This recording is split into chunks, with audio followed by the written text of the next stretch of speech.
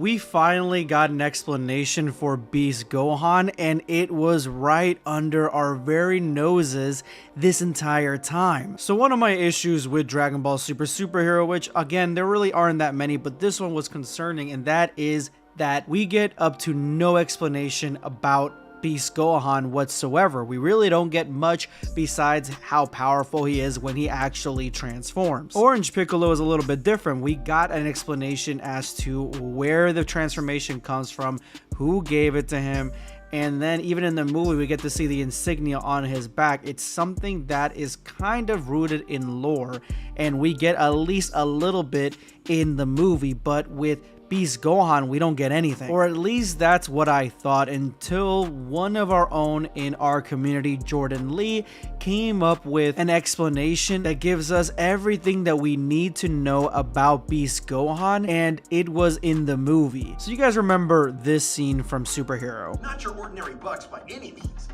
As you can see, when the nest is in danger, they transform and give off a golden glow. Like they're going Super Saiyan. In this scene, we finally find out what Gohan is studying, and it's entomology, the study of insects. That is his big research. That's why he is studying and not training, which is a little bit of a nod to the fact that when he was a kid, he was like reading an insect book. I guess he's always had a thing for bugs. Now, this scene in the movie is already played out in the manga, and it's about the same, except with one huge difference, but it's essentially the exact same thing. So in the movie, the bugs, when their nest is in danger, they emit a glow and it looks somewhat like a Super Saiyan. In the manga, Gohan says when these ants sense danger, they glow and transform like Super Saiyan ants, you might say. The manga is a little bit more open, where danger can come from any moment, anywhere, and really put a stressor that makes these ants transform and turn gold, while the movie gives us a specific thing that happens when their nest is in danger. And so with this scene, we not only get an explanation for Beast Gohan, but we also get an explanation for what is happening with the Saiyans in Dragon Ball Super. Jordan Lee writes, "The Saiyans in Dragon Ball Super Superhero serve to remind the audience that Dragon Ball as a series plays an evolution and mutation, mainly due to Saiyans being hyper-evolutionary and rapidly evolving through pushing past their limits and experiencing emotional shocks that stimulate a biological reaction that causes them to evolve out of necessity." I think this is important to keep in mind with every transformation in general lately, though.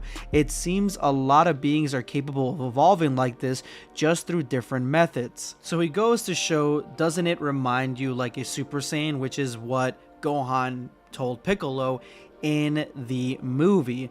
Then we get this moment from Whis, where Whis says some Saiyans mutated and developed skills that multiply their combat power, focusing and talking about Super Saiyan. Then Bardock says the same thing.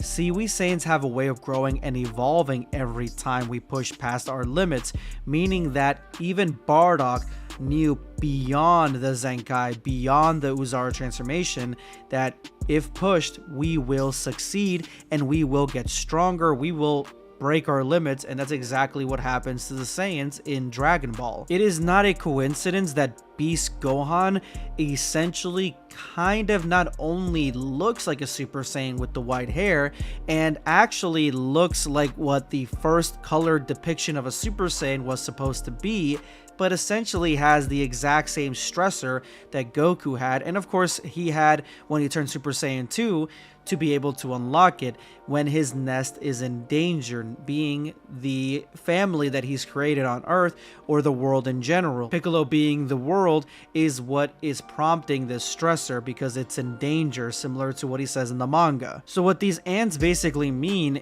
is that there really is no connection or explanation that they can come up with to the transformation of Beast Gohan.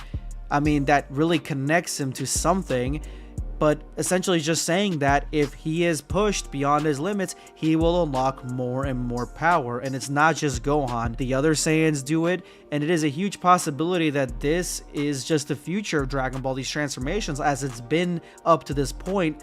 Other characters, as Jordan Lee says, could get new transformations as well, and them being pushed beyond their limit or their species being threatened could be the stressor that gives them new powers. So there you have it. The explanation for Beast Gohan is that every Saiyan has the capability, if pushed too far, to transform into a brand new transformation. That's essentially it. Let me know in the comments below what you guys think. Subscribe for more content.